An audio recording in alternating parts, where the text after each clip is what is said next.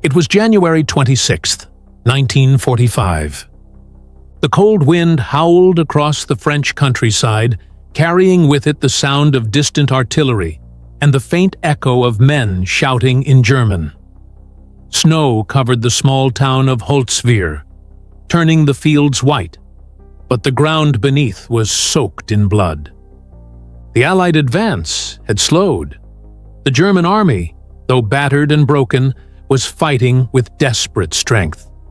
In the middle of that chaos stood a 19-year-old American, Audie Murphy, barely 5.5 feet tall, weighing no more than 140 pounds. He didn't look like a soldier built for war, but by then, Murphy was already something far more dangerous. A man who had seen too much, lost too much, and learned that hesitation meant death. He wasn't supposed to be a hero. He was the son of a poor Texas farmer, born in 1925, the seventh of 12 children. His father abandoned the family when he was a boy. His mother died before he turned 18. Murphy dropped out of school in 5th grade and worked wherever he could. Cotton fields, grocery stores, anything to help his siblings eat. When war came, he saw a chance. Not for glory, but for survival. He tried to enlist at 16, but the army turned him away for being too young and too small. He forged his birth certificate, lied about his age, and finally got in. The U.S. Army didn't realize it yet, but they had just enlisted one of the most lethal soldiers in American history. By 1944, Audie Murphy had already fought across Italy, France, and Germany. He'd survived machine gun nests, mortar fire, and sniper ambushes. He had seen friends die beside him, and had killed more men than he could count. He wasn't proud of it. He wasn't even sure why he was still alive. But when he received his orders for Holtzwihr, he didn't hesitate. He never did. The 3rd Infantry Division had pushed deep into German territory, but their lines were thin. The Germans were preparing a counterattack: tanks, infantry, and artillery. Murphy's company, Company B, 15th Infantry Regiment, was ordered to hold the line near the town. The terrain was open, flat, and cold. If the Germans broke through there, the entire front could collapse. Murphy's men dug in along the edge of a frozen field. They had a few M10 tank destroyers for support, lightly armored but armed with powerful guns. Behind them were the remnants of the Allied line. Ahead of them, somewhere beyond the smoke, was a German force nearly 10 times their size. The morning of January 26th began quiet. Too quiet. The snow muffled sound, and the air hung heavy with tension. Murphy stood near the tree line, binoculars in hand. He could see movement in the distance. Dozens of figures, dark shapes, emerging through the fog. Then came the low rumble of engines. German tanks. The radio crackled. Orders were clear. Hold your position at all costs. Murphy turned to his men, many younger than him, all exhausted and cold. He could see the fear in their eyes. He didn't give a speech. He didn't need to. He just said, "Stay low. Wait until you see them." Moments later, the first German shells landed. The ground exploded, snow and mud flying into the air. The M10 tank destroyers fired back, their guns lighting up the gray sky. But it wasn't enough. More Germans poured in, hundreds of infantry advancing behind the armor. Within minutes, the field became a storm of fire and smoke. American soldiers fell one by one. The radio screamed for reinforcements. None came. Murphy realized what they all feared. They were surrounded. The order came to fall back. But someone had to cover the retreat. Audie Murphy didn't hesitate. He stayed behind, crouched behind a burning M10 tank destroyer. Alone, he prepared to hold off an entire German assault, by himself. He was 19 years old, and he was about to do something no soldier had ever done before. The German attack hit like a hammer. Tanks rolled out of the mist, their treads crushing the frozen soil beneath them. Infantry followed close behind, gray figures moving in disciplined lines, rifles ready. Machine guns chattered from the flanks, and mortars began raining down on the American position. Audie Murphy saw it all unfold from behind a thin line of trees. His men were already retreating toward the rear woods under orders, stumbling through snow and gunfire. The radio operator was shouting for air support, but the skies were empty. Murphy's heart pounded, but his face stayed calm. The only thing standing between the Germans and his retreating company was him. A single man, a burning tank destroyer, and a machine gun. The M10 tank destroyer next to him had taken a direct hit. Flames licked from its engine compartment, smoke rising into the cold air. The crew was dead or gone, and the vehicle was useless as cover. Still, Murphy stayed. He saw German troops fanning out on both sides, closing in. If they broke through now, they'd overrun his entire company before they could regroup. He grabbed his field telephone and called in artillery coordinates. "Fire for effect," he said calmly. "On my position." The man on the other end hesitated. "Say again, Lieutenant." Murphy repeated it. "Fire on my position. They're right on top of me." Within seconds, the first rounds began to fall. Explosions ripped through the field, tearing into the German advance. Dirt and snow flew in all directions. Murphy crouched low, waiting for the next wave. He had no time to think, only to act. He spotted the .50 caliber machine gun mounted on the burning M10.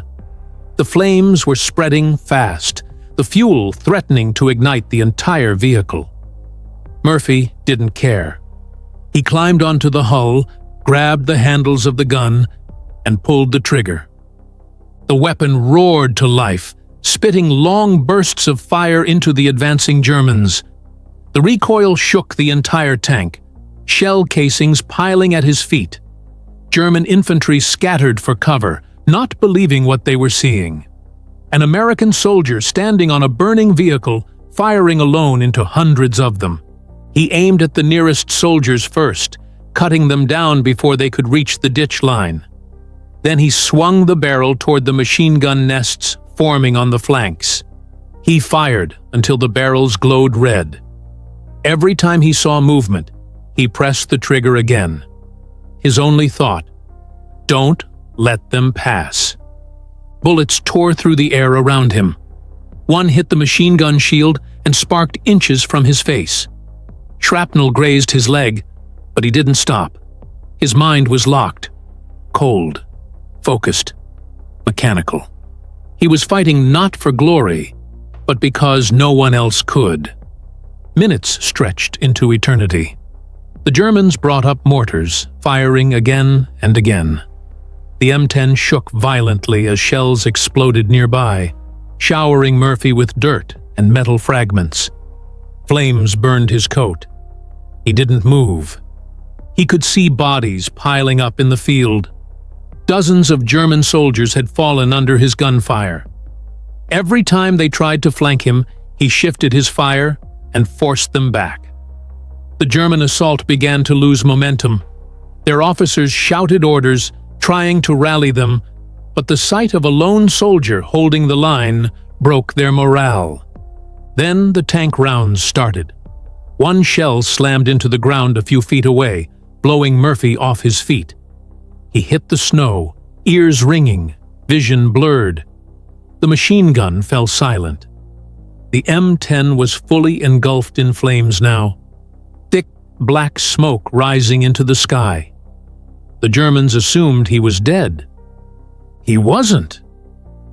Murphy crawled back to the burning tank, pulled himself up, and started firing again. The weapon was nearly empty, but he didn't stop until the last belt of ammunition ran dry. When the gun finally clicked empty, he jumped down, limping through the smoke. He grabbed a rifle from a fallen soldier and continued firing from behind the wreck. Artillery shells continued to land nearby, many from his own call-in. The Germans finally began to retreat. He had done the impossible, stopped an entire German company, nearly 200 men, with a single machine gun. The field was silent now, except for the crackle of the burning tank and the whine of distant artillery. Murphy's uniform was soaked with sweat and blood. His hands shook, but his eyes were steady. He looked around. Bodies everywhere. Smoke, fire, and silence. He was alone. Completely alone. When his men finally returned, they found him still standing, rifle in hand, watching the smoke clear. He ordered them to prepare a counterattack. No drama, no speech, just orders, cold, efficient, calm. He had done what no one thought possible. Audie Murphy's stand at Holtzwihr lasted nearly 1 hour. In that time, he had killed or wounded over 50 German soldiers and destroyed 6 tanks. He saved his company from annihilation. He never called it heroism. He just called it his duty. It was January 26, 1945. The morning was quiet. Too quiet. Snow blanketed the French countryside around the small village of Holtzwihr. The men of Company B, 15th Infantry Regiment, 3rd Infantry Division, were exhausted, cold, and undersupplied. They had been fighting through the Vosges Mountains for weeks, pushing the Germans back inch by inch. But now, they were about to face one of the most brutal counterattacks of the war. Audie Murphy, just 19 years old, had already seen more death and destruction than most men could bear in a lifetime. He was thin, barely 5 feet 5 inches, and weighed little more than 110 pounds. But his courage was enormous. By this point, Murphy had already earned a Silver Star, 2 Bronze Stars, and several commendations for bravery. Yet what he would do on this day would eclipse everything that came before. The company's position near Holtzwihr was exposed, resting on the edge of a forest facing open fields. They were ordered to hold their ground against advancing German forces. Intelligence suggested the enemy was regrouping, but nobody knew the scale of what was coming. Murphy, now acting company commander after most of his officers were killed or wounded, set up defensive positions and coordinated his men as best he could. Then the sound came. Rumbling engines. The men turned their eyes toward the horizon and saw them. 6 German Tiger and Panther tanks, supported by hundreds of infantry soldiers. It was a full-scale assault. Company B was outnumbered, outgunned, and had no reinforcements. Murphy immediately radioed for artillery support. The response came back. "We can't. The line is overloaded. Hold your position." Murphy ordered his men to fall back to a safer position in the woods, but he stayed behind. He wasn't about to abandon his post.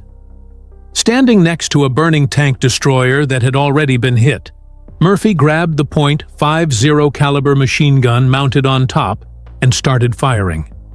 Bullets whizzed past him. German shells exploded around him. The flames from the wrecked vehicle licked at his boots, but he kept shooting. For nearly an hour, Murphy stood alone against an entire German company.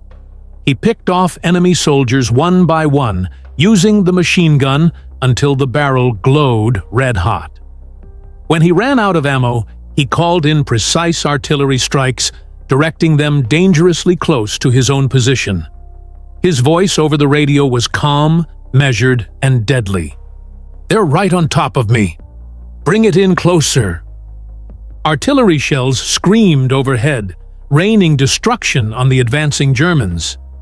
Still, Murphy didn't retreat. He stayed on the burning tank destroyer, holding his ground even as the flames crept higher. Shrapnel tore into his leg, but he ignored the pain. The Germans must have thought they were facing a full American force, but it was just one man.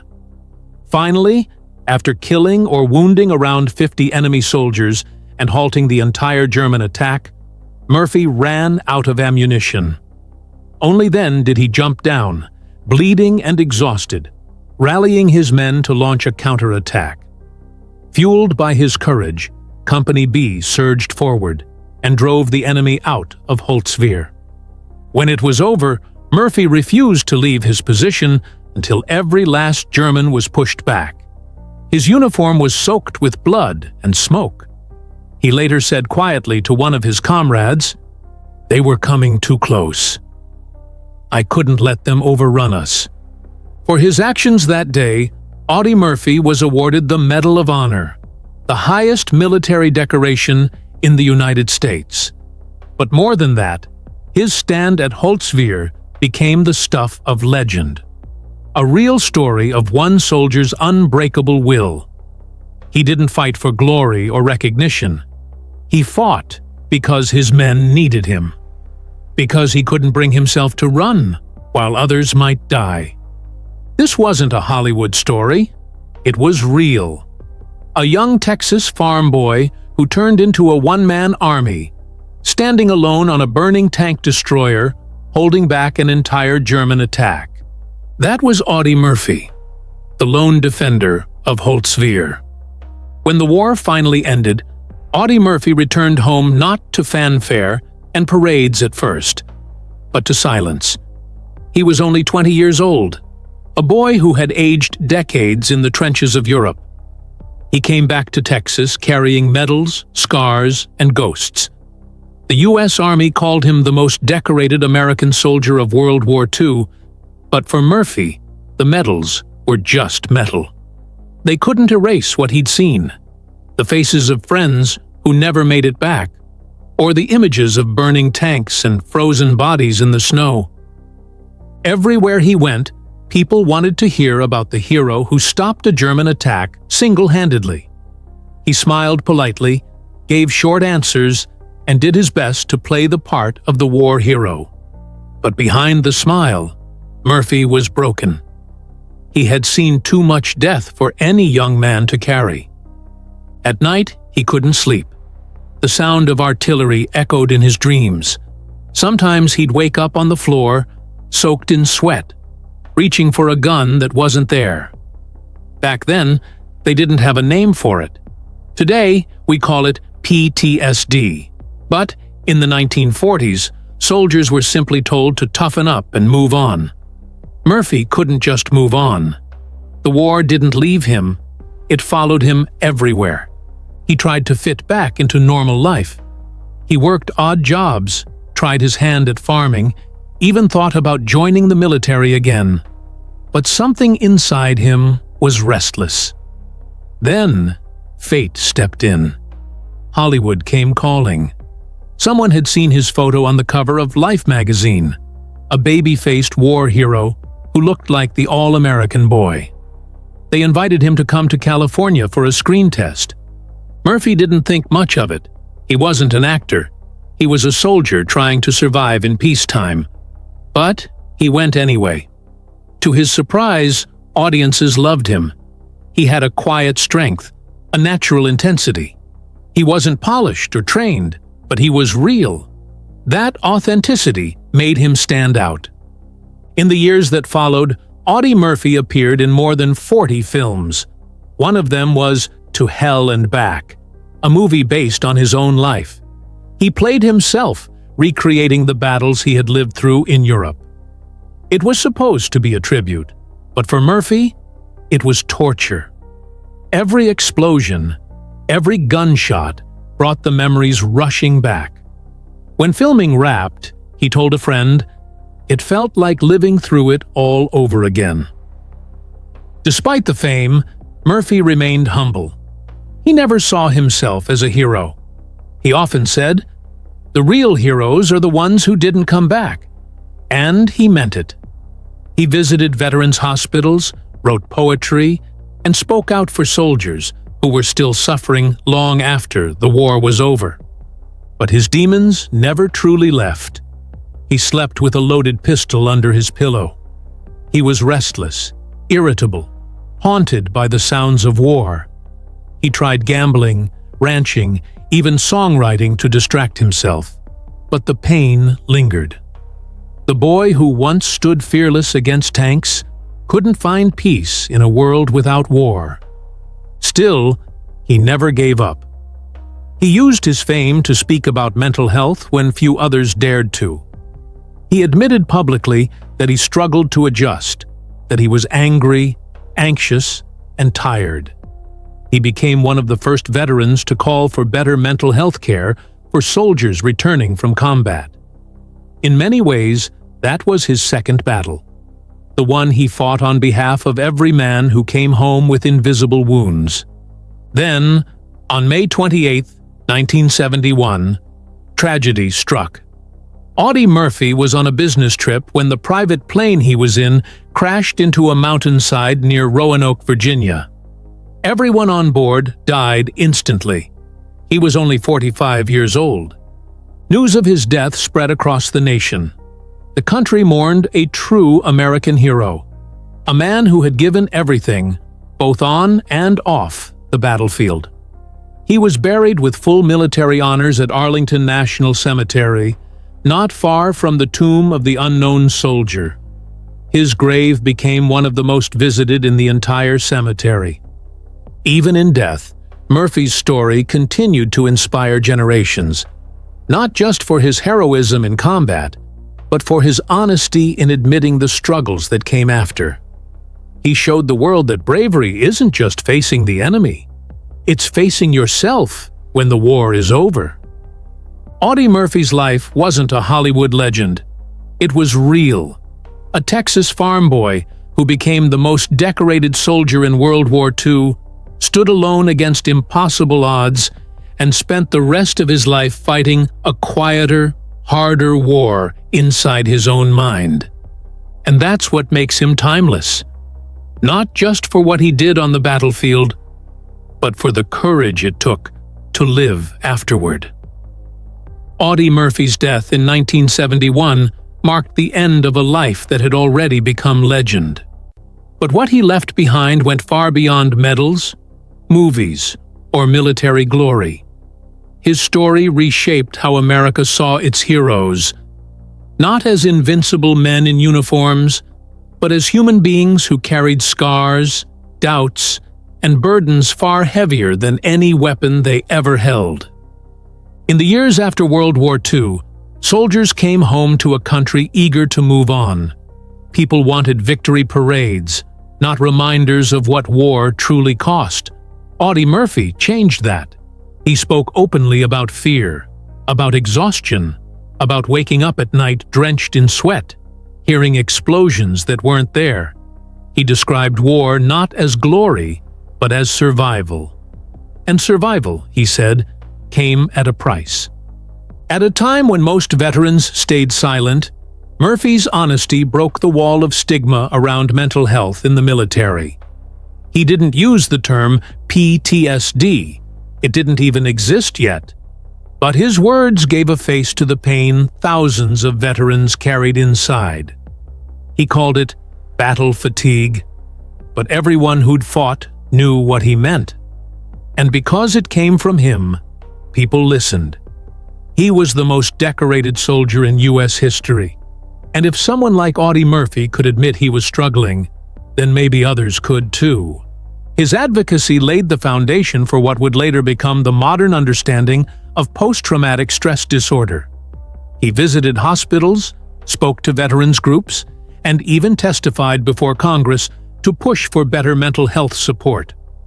Decades later, the Veterans Administration would acknowledge that Murphy's courage off the battlefield changed policy more than any speech or political campaign could. But Murphy's legacy wasn't just about mental health. It was about integrity, about doing the right thing when no one was watching. He never let fame define him. In interviews, he often brushed off questions about his medals. "Bravery," he said once, "is just a word." The real heroes are the ones who never made it home. Even his Hollywood career reflected that humility. While other stars played glamorous heroes, Murphy chose roles that showed the cost of violence and the pain of loss. His autobiography, To Hell and Back, wasn't written to glorify war. It was written to remind people of its human price. He once said he hated killing, but he did what he had to do to protect his men. The people who knew him best, fellow soldiers, friends, and family, said that despite all his fame, Murphy never lost touch with where he came from. He stayed humble, soft-spoken, and kind. On his Texas ranch, he preferred quiet evenings over Hollywood parties. He didn't talk much about his war days unless someone really wanted to understand, and even then, he spoke in short, measured sentences, never exaggerating. Visitors to Arlington National Cemetery often stop at his grave, marked simply, Audie L. Murphy, Texas, Major Infantry, World War II. There are no grand titles, no lengthy inscriptions, just the essentials, the way he would have wanted it. His resting place stands among generals, presidents, and unknown soldiers, yet his grave remains one of the most visited of all. People leave flowers, medals, even small flags. Some come to pay tribute. Others come just to stand in silence before the man who embodied courage, pain, and perseverance all in one. Over the years, Murphy's name has become more than a symbol of war heroism. It's a reminder that strength doesn't come from the absence of fear, but from facing it. Every documentary, every book, every film that tells his story adds to the legacy of a man who never wanted to be a legend, but became one anyway. Even the U.S. Army continues to honor him. Training programs cite his name. Museums feature his uniform, weapons, and medals. And yet, the most powerful part of his story is not what he wore or carried. It's what he endured. Because behind every soldier's story, behind every medal, there's a human being. And Audie Murphy showed the world exactly that. He wasn't a hero because he killed enemies. He was a hero because he faced impossible odds, and then had the courage to live with what those odds cost him. Today, his story still echoes across generations. In classrooms, in military bases, in YouTube documentaries just like this one. His name stands as a symbol of what it truly means to fight, to sacrifice, and to survive. And maybe that's the real measure of a legend. Not how many battles he won, but how many people his story continues to inspire. Audie Murphy lived through hell and came back to tell the world the truth about it. He fought the enemy. He fought his own mind. And in both battles, he never surrendered. Because legends like him don't fade. They endure. If you were moved by the story of Audie Murphy, the lone defender who stood against an army and then faced the war inside himself, take a second to support this channel. Like this video if you believe his courage deserves to be remembered. Subscribe to WWII Heroes Legends for more true stories of bravery, sacrifice, and survival from the Second World War. And hit the bell icon so you never miss a single untold story from history's darkest yet most defining moments. Because here on WWII Heroes Legends, every story reminds us that behind every medal lies a man.